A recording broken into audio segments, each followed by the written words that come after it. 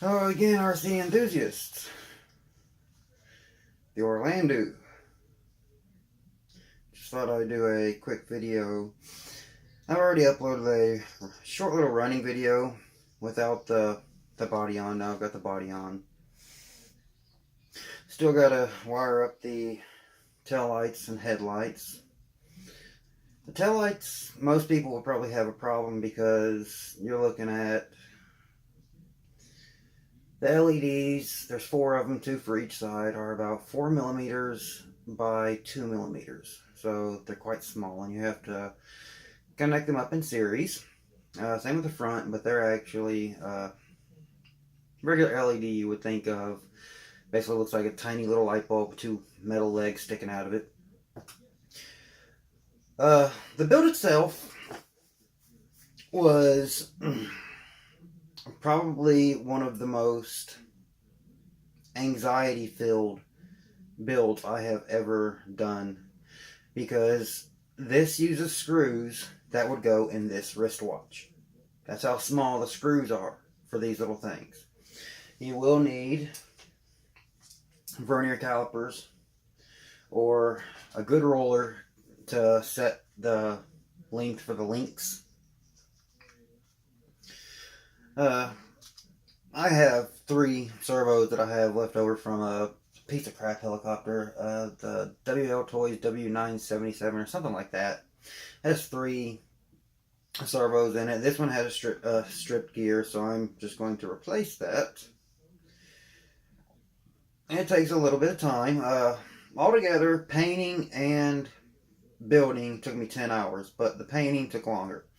The painting took 6 hours just to get it perfect. I mean, it's not perfect, not even for me, but I did my best. I'm not a painter, and this is a hard body.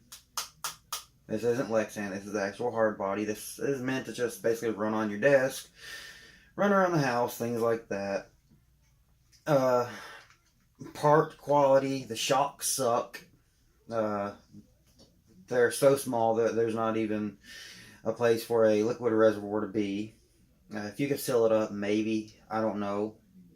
I'm just going to get the alloy shocks and the alloy drive shafts and axles. These things are freaking tiny.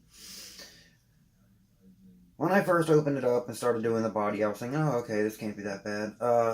In there I have a Predator 350 milliamp hour 2S LiPo. That really pushes the suspension down, so I'm definitely going to have to put, not only put, but find some smaller batteries, and I think Carnegie has some 2S batteries that are only like 225 milliamp hour. I ran this for about 15 minutes non-stop with the body on, and the motor never even got warm. Probably with all this extra weight added. Well, no, just the body.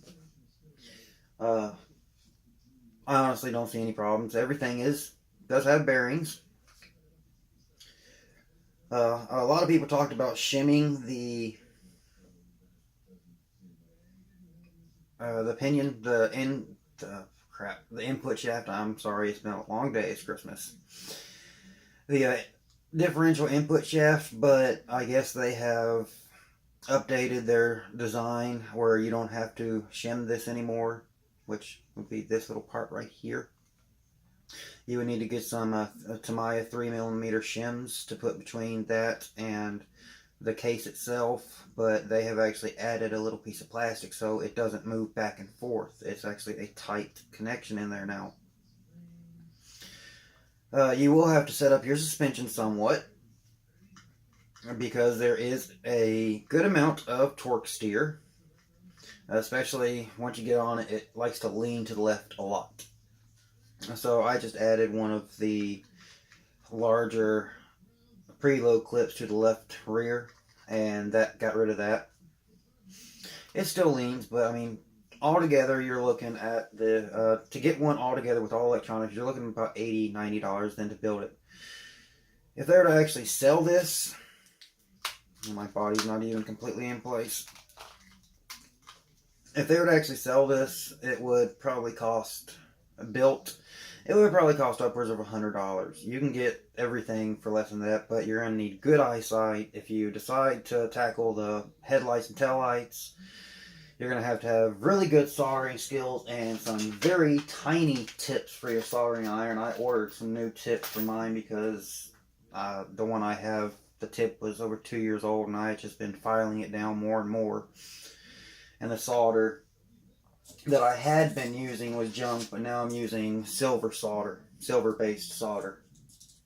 A lot of people say tin-based solder, 6337, but personally I've always been a fan of silver solder.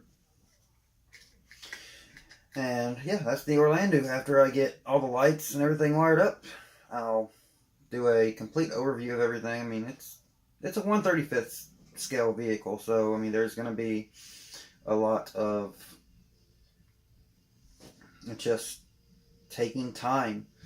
Don't rush. It's very small. There's a very good possibility you may lose parts, screws, but there are extra screws. The ball ends, there's a couple extra of those, so if you lose those, don't freak out. But yeah, you can hear. That's my servo, but I've got extras. And tomorrow, I tackle this. This is my Martian 2 frame with rotor riot 2306 2650 kV motors. The Emax Magnum stacks going in it. It's got a 1000 TVL camera that I actually stole from my POS RXS 255 quad. POS standing for a piece of shit. But I'll have everything for it tomorrow. With it being the holidays, stuff was supposed to be here Tuesday. No, it was supposed to. Oh, crap. It was supposed to be here Saturday, I believe. I'm all screwed up. Yeah, it was supposed to be here Saturday, but it didn't make it. And then the next day was Christmas Eve, and then today's Christmas. So yeah, it didn't make it. So I'll have something to look for after Christmas. But the Orlandoo is a very fun little build. It's great for something if you want to just have around. Put a cheap radio system in it. Just a regular for the lights to work, you need a 3-channel system. But yeah, I'm really excited about this and the Baby Hawk that's coming. But yeah, that's basically what's happened with the Christmas around Nitro Revolution RC's house. Of course, other family members got things. I still have this I have to finish. I'm waiting for the servo. Once the servo gets here, it'll be finished. Well, not completely. Toro system's going to go in it. Definitely not a Sidewinder centralist setup. But yeah, that's pretty much it. So, thanks for watching like usual. Peace.